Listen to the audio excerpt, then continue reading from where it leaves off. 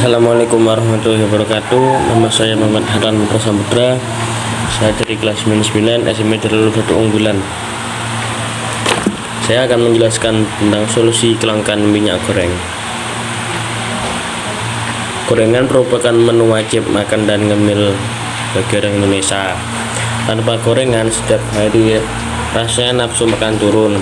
Meskipun sudah banyak ahli gizi dan dokter yang menganjurkan untuk mengurangi porsi makan gorengan karena tidak sehat, apalagi jika gorengan menggunakan minyak yang sudah berkali-kali digunakan atau minyak jelantah dan minyak curah.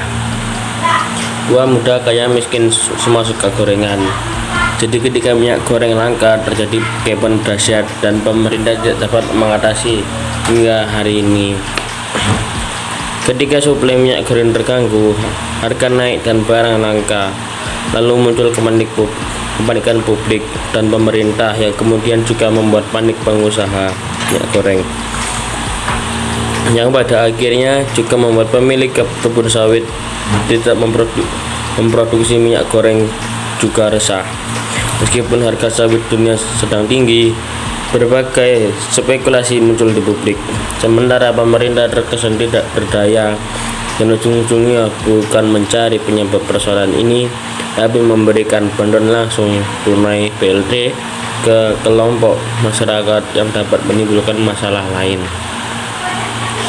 Langkah pemberian BLT bukan langkah cerdas dan tepat, tetapi merupakan langkah ngasal. Yang penting masyarakat miskin berhenti protes dan diumumkan diberi uang tunai Rp100.000 atau per bulan selama 3 bulan dibayar langsung. Namun permasalahan minyak goreng tidak menemukan jalan keluar. Sedihnya pemerintah dalam hal ini Kementerian Perdagangan dan Kementerian Perindustrian tidak dapat berbuat banyak. Peta lapangan. Mayoritas minyak goreng terbuat dari sawit dengan suplai cair sebagai berikut. Biji sawit dari kebun sawit mayoritas milik perkebunan swasta dan sedikit BUMN sekitar 4%. Plus petani kecil total sekitar 52.098 juta ton per tahun. Dari jumlah ini di pasar domestik menyerap sekitar 18.422 juta ton atau per tahunnya, dan di pasar ekspor menyerap sebesar 33.676 juta ton per tahun.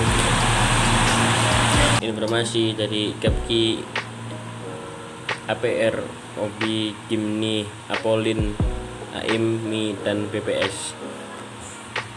Sawit masih menjadi salah satu kontributor utama dan menjaga neraca perdagangan Indonesia agar tetap surplus. Kebutuhan pasar domestik meningkat, adanya program biodiesel sehingga ekspor menurun dalam 3 tahun terakhir. Kebutuhan minyak goreng nasional sekitar 5,7 juta kiloliter atau per tahunnya, yang digunakan untuk kebutuhan rumah tangga 3,9 juta kiloliter dan industri 1,8 juta kiloliter. Kebutuhan rumah tangga disuplai dalam bentuk curah, kemasan sederhana, dan kemasan premium. Sumber Kementerian Perdagangan 2022. Minyak goreng di Indonesia sebagian besar berbahan baku CPO. Dari sisi suplai sejauh ini tidak ada kekurangan, bahkan menurut pantauan yang saya berlebih, harga semua minyak abadi dunia memang naik karena suplai tidak bertambah. Tetapi demam naik pasca COVID-19.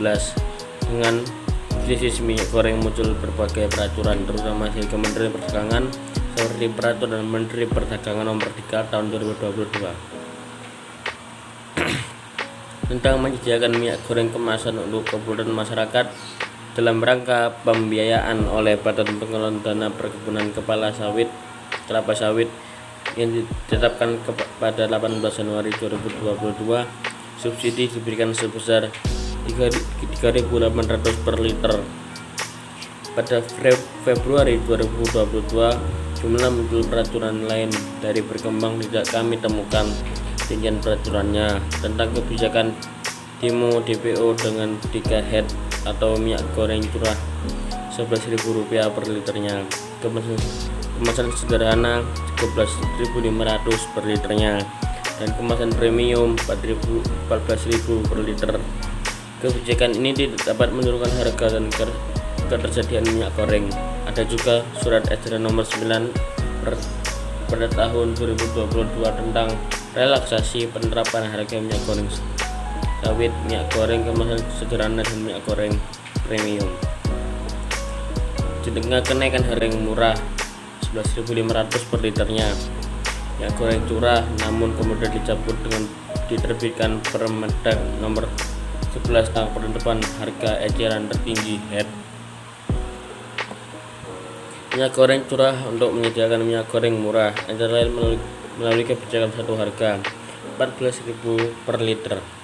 Lalu masih pada Maret 2022 muncul lagi kebijakan baru terkait minyak goreng curah subsidi dengan HET Rp14.000 per liter. Namun berhubungan sudah muncul distorsi pasar yang sangat serius, di mana banyak spekulasi yang menyimpangnya sulit dikontrol di rantai, maka kebijakan demo DPW dibatalkan. Selain itu, kepanikan tingkat konsumen bawah atau atas juga memburu kondisi suplai.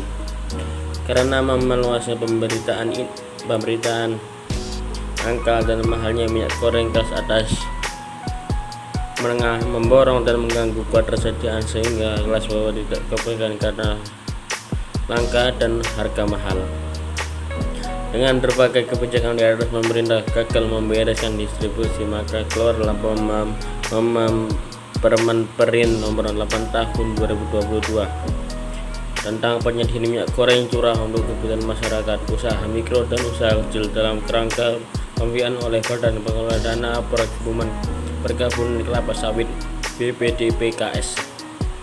Kemenperin menetapkan alokasi pada setiap produksi minyak goreng pemilik kilang CPO terkait dengan volume dan wilayah distribusi.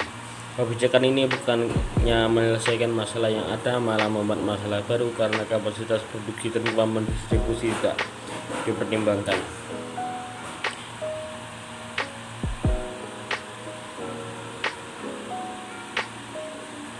Dalam implementasi, produsen harus mengupload simulasi informasi minyak goreng curah agar secara otomatis terakses dengan dana subsidi BPDPKS. Pengisi Simbra harus sampai pada pengecer yang terdaftar, sedangkan kebanyakan dari pengecer tidak memiliki NPWP dan faktur pajak sehingga tidak berhak mendapatkan subsidi.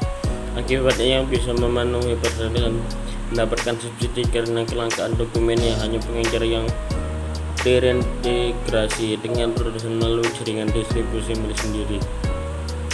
Dapat kilang CPO lain yang tidak memiliki jaringan distribusi karena berorientasi ekspor, kesulitan untuk dapat komplain dengan Simirah.